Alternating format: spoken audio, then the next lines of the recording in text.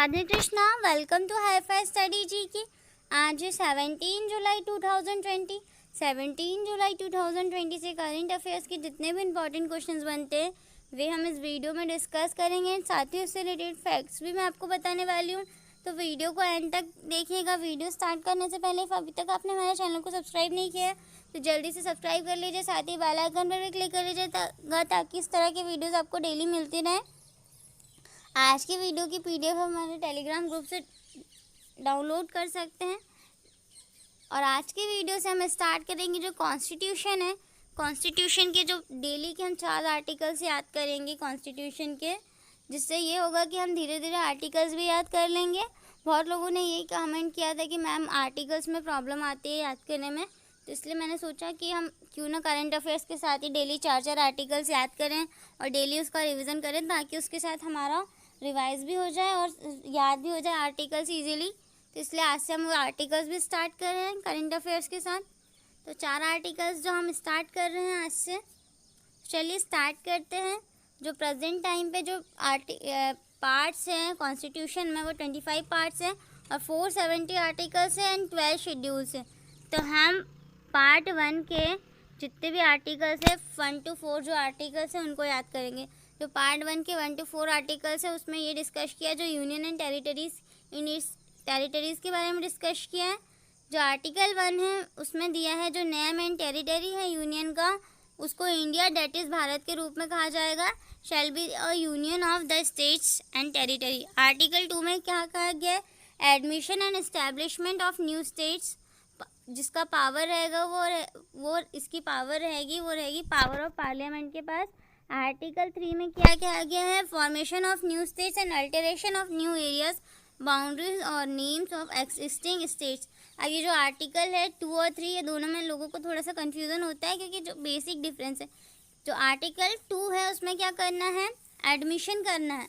उसमें एडमिशन करते हैं न्यू स्टेट की। फॉर एग्जाम्पल मान लीजिए आप पाकिस्तान है, पाकिस्तान इंडिया में विलय होना चाहता है तो हम क्या करेंगे, उसको एडमिशन करेंगे। तो ये जो आर्टिकल 2 है इसमें एडमिशन किया जाता है। जो इंडिया के बॉर्डर में नहीं आते, इंडिया के बॉर्डर के अदर कंट्रीज़ हैं उसका एस्टैब्लिशमेंट, अगर उसको हम विलय करते हैं तो उसको एडमिशन कहा जाता है, एडमिशन ऑफ न्यू स्टेट।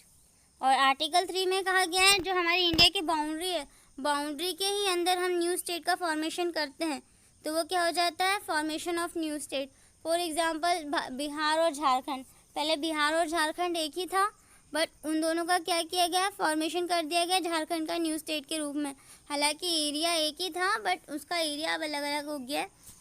जो नेक्स्ट आर्टिकल है आर्टिकल 4, उसमें क्या कहा गया है, it has been clarified that the entry of and formation of new states and creation of new states in the article 3 change of boundary regions and names of are not considered under the article 3 of the constitution amendment। Constitution के amendment में जो names है regions के जो change कर रहे हैं उसको कंसिडर नहीं किया गया, जिसका मतलब ये है कि जो पार्लियामेंट है वो कुछ प्रोविजंस पास कर सकती हैं under simple majority and simple legislative procedure के जरिए, जिसमें वो ये अमेंडमेंट कर सकती है। तो चलिए आज के हम हमारे करंट अफेयर्स से स्टार्ट करते हैं, जिसमें फर्स्ट टॉपिक है इंटरनेशनल रिलेशन।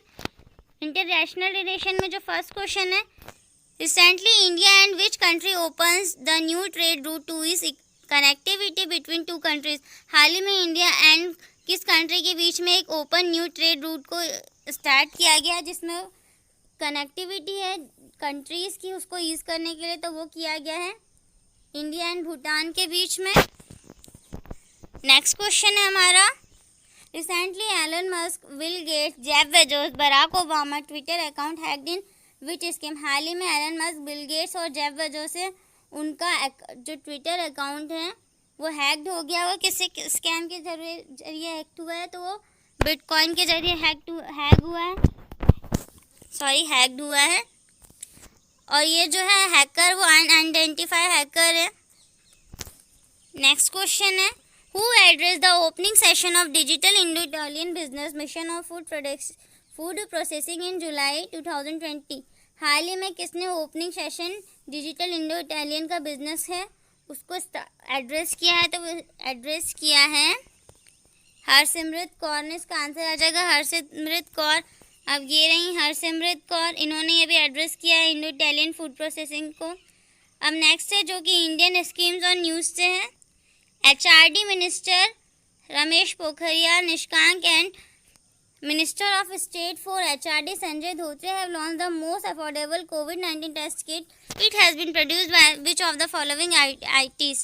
अभी हाल ही में human resource development minister Ramesh Pokhriyal और minister of state for human resource development Sanjay Dhotre, उन्होंने एक affordable COVID-19 test kit launch किए हैं। ये जो COVID-19 टेस्ट किट है वो किस IIT द्वारा प्रोड्यूस किया गया है?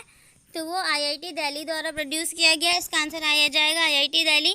नेक्स्ट क्वेश्चन है which of the following offering fully contactless air parking service? हाल ही में किसने ऑफर किया है fully contactless air parking service? तो वो किया है GMR हैदराबाद इंटरनेशनल एयरपोर्ट ने। नेक्स्ट क्वेश्चन है recently which state CM inaugurate first plasma bank for the treatment of COVID-19 patients? हाल ही में किस स्टेट के CM ने इनॉग्रेट किया है कि वो फर्स्ट प्लाज्मा बैंक ट्रीटमेंट को COVID-19 पेशेंट्स के लिए यूज़ करेंगे? तो वो किया है उड़ीसा। उड़ीसा से पहले 2 स्टेट्स ने किया था, पहले दिल्ली ने, सेकेंड महाराष्ट्र ने, अब थर्ड उड़ीसा बन गया है। अब उड़ीसा की बात आई है तो उड़ीसा के प्रेजेंट टाइम पे CM कौन है? उड़ीसा के प्रेजेंट टाइम पे CM है नवीन पटनायक। जो गवर्नर है प्रेजेंट टाइम पे वो गणेशी लाल है। उड़ीसा की कैपिटल क्या है? उड़ीसा की कैपिटल भुवनेश्वर है। उड़ीसा के जो इंपॉर्टेंट नेशनल पार्क्स है वो है Simlipal and Bhitarkanika. Next question है Indian railways to be fully electrified in next blank years? Indian railways है वो फुली इलेक्ट्रीफाइड हो जाएगी, वो कितने ईयर में हो जाएगी? नेक्स्ट 3.5 साल के बाद जो इंडियन रेलवेज है वो फुली इलेक्ट्रीफाइड हो जाएगी। और इंडियन रेलवे का एक और प्लान है कि वो 100% नेट ज़ीरो ऑपरेटर को भी कर लेंगे नेक्स्ट 9 to 10 ईयर्स में। नेक्स्ट क्वेश्चन है recently who is appointed as the new vice president of ADB? हाल ही में न्यू वाइस प्रेसिडेंट के रूप में ADB को किसे अपॉइंट किया गया है? तो अपॉइंट किया गया है अशोक लवासा को। अब अशोक लवासा को किया गया है तो ये रहा अशोक लवासा, इन्हें न्यू वाइस प्रेसिडेंट अपॉइंट किया गया है ADB का। अब ADB की बात आई है तो ADB का फुल फॉर्म क्या है? ADB का फुल फॉर्म है एशियन डेवलपमेंट बैंक। ADB का हेडक्वार्टर कहाँ है? ADB का हेडक्वार्टर है फिलीपाइंस में। ADB के प्रेजेंट टाइम में प्रेसिडेंट है मात्सुगु असाकावा और इसकी जो स्थापना हुई थी वो 19 दिसंबर 1966 में हुई थी। इसका पर्पस जो है वो इकोनॉमिक डेवलपमेंट का है। इसके जो प्रेजेंट टाइम पे मेंबर कंट्रीज है वो 68 है। नेक्स्ट क्वेश्चन है recently which government has announced that he will increase the 1 more year ban on पान एंड गुटखा? हाल ही में किस स्टेट गवर्नमेंट ने अनाउंस किया है कि वो जो पान और गुटखा पे बैन है उसको इंक्रीज़ करेंगे 1 ईयर के लिए, और तो वो किया है दिल्ली गवर्नमेंट ने। अब नेक्स्ट जो है वो स्पोर्ट्स है 2022 का जो फीफा वर्ल्ड कप है वो किस कंट्री में हेल्ड होगा? तो वो हेल्ड होगा कतर में। अब ये कतर में हेल्ड होगा। अब इंडिया जो है, इंडिया ने कभी भी ये जो फीफा वर्ल्ड कप है उसमें कभी भी इंडिया ने पार्टिसिपेट नहीं किया है। इंडिया ने है ना, इंडिया नेशनल टीम से उन्होंने रैंक ली है 108 in latest FIFA ranking that was released in 2019। The Indian football team has participated in AFC Asian world cup and Olympics. Next question है जो कि हमारा पॉलिटी से है 4th round of India and which country border talks concludes? हाल में 4th round हुआ है इंडिया और किस कंट्री का जो बॉर्डर टॉक हुआ है वो हुआ है चाइना और इंडिया के बीच में। जो बॉर्डर टॉक हुई है वो 15 आवर्स की बॉर्डर टॉक हुई है। 16 जुलाई को 2:30 बजे से ये बॉर्डर टॉक शुरू हुई थी, जिसमें इन दोनों स्टेट्स के इन दोनों कंट्रीज़ के जो लेफ्टिनेंट जनरल है उन दोनों ने पार्टिसिपेट किया था। नेक्स्ट क्वेश्चन है हमारा which country recently forms air bubbles with US, UK, Germany, France, UAE? हाल ही में किस कंट्री ने रिसेंटली एयर बबल फॉर्म किए हैं US, UK, जर्मनी और फ्रांस एंड UAE के साथ? तो वो किया है इंडिया ने।